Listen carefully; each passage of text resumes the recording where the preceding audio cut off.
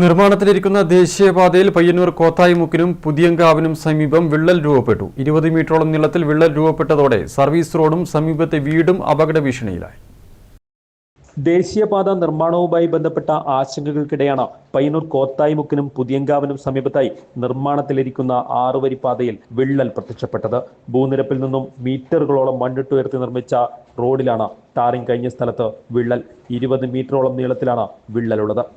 ഈ വെള്ളൂർ ഭാഗം എന്ന് പറയും, ഈ നാഷണൽ ഹൈവേ പണി നടക്കുന്ന ഇരുഭാഗവും വെള്ളക്കെട്ടുള്ള പ്രദേശമാണ്. കഴിഞ്ഞ തവണയടക്കം വെള്ളം കയറിയ പ്രദേശം.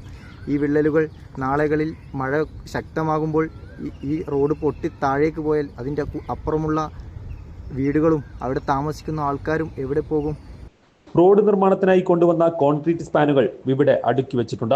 ഈ സ്പാനുകളുടെ ഭാരം താങ്ങാനുള്ള ശേഷി പോലും ഈ ഭാഗത്തെ പുതിയ റോഡിനില്ല എന്ന് വ്യക്തം. പുതിയങ്കാവിൽ നിന്നും കോറം റോഡിലെ കൊക്കോട്ട് പാലത്തിലേക്കാണ് റോഡ് ഉയർന്നു പോകുന്നത്. പാലത്തിനടുത്ത് ടാറിംഗ് ആരംഭിച്ചിട്ടില്ല. എന്നാൽ ടാറിംഗ് പൂർത്തിയായ ഭാഗത്താണ് റോഡിന് നെടുകെ വിള്ളലുള്ളത്. ഇത് ഇന്ന് കുറച്ചു നേരത്തെ ഞാൻ എൻ്റെ ഓട്ടോ കൊണ്ട് വീട്ടിലേക്ക് വന്നപ്പോൾ, വേറെ ആളെയും കൊണ്ട് വീട്ടിലേക്ക് വന്നപ്പോഴാണ് ഇത് കാണുന്നത്. ഇത് വെള്ളൂരിനെയും കോത്തായിമുക്കിനും ഇടയിലെ നമ്മുടെ പുതിയ നിർദ്ദിഷ്ട ഹൈവേയുടെ അവസ്ഥയാണ്. ഹൈവേ ഏകദേശം ഒരു 100 മീറ്ററോളം ഇത് വിണ്ട് കീറിയിട്ടുണ്ട്. ഈ വിണ്ട് കീറിയതിന്റെ മേലെയാണ് ഇതിന്റെ പണി നടക്കുന്ന സ്പാനുകളിൽ ഇറക്കി വെച്ചിരിക്കുന്നത്. അതിന്റെ ലോഡ് പോലും ഇപ്പോഴുള്ള ഈ റോഡിന് താങ്ങാൻ പറ്റാത്ത അവസ്ഥയിൽ റോഡ് അമർന്ന് റോഡും ഇതിന്റെ സൈഡ് ലോക്ക് ചെയ്ത ഭാഗവും തമ്മിൽ വിള്ളലായിട്ടുണ്ട്. അതിലെ കൂടെ വെള്ളം ഇറങ്ങി ഏത് നിമിഷവും ഈ സ്പാൻ അടക്കം തൊട്ട് താഴേക്ക് പോകാനുള്ള സാധ്യത കാണുന്നുണ്ട്.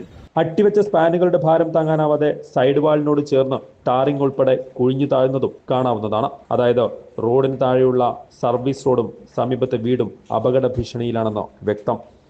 ഈ റോഡിന്റെ സൈഡിൽ ഈ കോൺക്രീറ്റ് കട്ടകൾ ഇങ്ങനെ നിരത്തി അട്ടിയായി വെച്ചു. അതിന്റെ വെയിറ്റ് കൊണ്ടാണ് ഇത് വിള്ളൽ ഇങ്ങനെ വന്നുകൊണ്ടിരിക്കുന്നത്.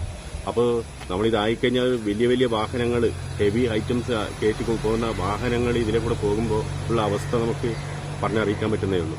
അപ്പോൾ അങ്ങനെ ഈ സർവ്വ അഴിമതി. News bureau, Payyanur.